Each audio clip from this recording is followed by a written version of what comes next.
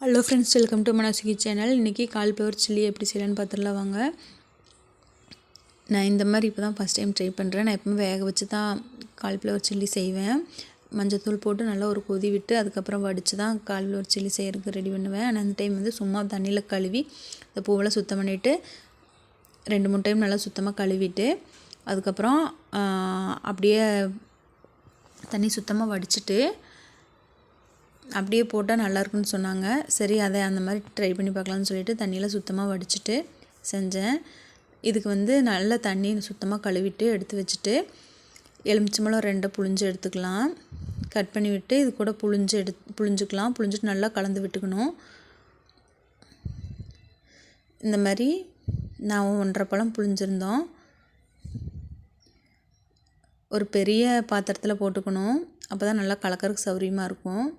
பாருங்கள், இந்த மாதிரி கை வச்சு நல்லா கலந்து விட்டுக்கணும். அப்போ தான் இந்த எலுமிச்சம்பழ சாறு எல்லா பக்கமுமே கலக்கும். அதுக்கப்புறம் இஞ்சி பூண்டு பேஸ்ட்டு வந்து ஒரு 30 கிராம் அளவுக்கு இருக்கும். அதை போட்டு நல்லா கலந்து விட்டுட்டு காரத்துக்கு வந்து மிளகாய் தூள் சேர்த்துருக்கோம். அதுக்கப்புறமா ஒரு 20 கிராம் அளவுக்கு சிக்கன் மசாலா, அப்புறம் ஒரு 20 கிராம் அளவுக்கு மட்டன் மசாலா சேர்த்து நல்லா இந்த மாதிரி கலந்து விட்டுக்கலாம். தனித்தனியாக ஒன்றையும் சேர்த்து இந்த மாதிரி நல்லா கலந்து விட்டுக்கலாம். அதுக்கப்புறம் தேவையான அளவு உப்பு இதிலேயே சேர்த்துக்கணும்.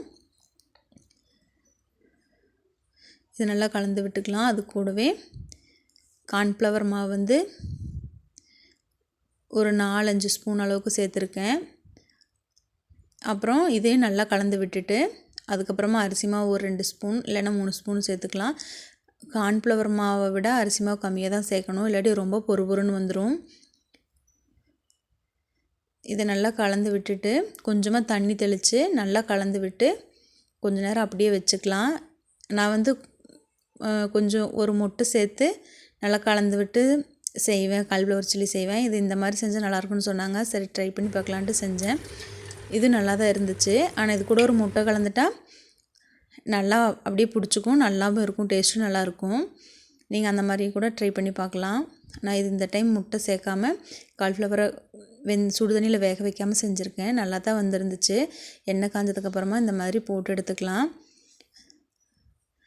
இதுவும் டேஸ்ட் நல்லா தான் இருந்துச்சு. ஆனால் என்ன, அரிசி மாவு கொஞ்சம் கம்மியாக போடணும். கார்ன்ஃப்ளவர் மாவை விட அரிசி மாவு கொஞ்சம் கம்மியாக போடணும். கொஞ்சம் கார்ன்ஃப்ளவர் மாவோட கார்ன்ஃப்ளவர் மாவு அளவுக்கே போட்டுட்டோம் நாங்கள். அதனால் வந்து கொஞ்சம் ரொம்ப மொறுமொறுன்னு வந்துருச்சு. இதுவும் டேஸ்ட் நல்லா தான் இருந்துச்சு. அவ்வளோதாங்க. இந்த வீடியோ பிடிச்சிருந்தா ஒரு லைக் பண்ணுங்கள். தேங்க்யூ.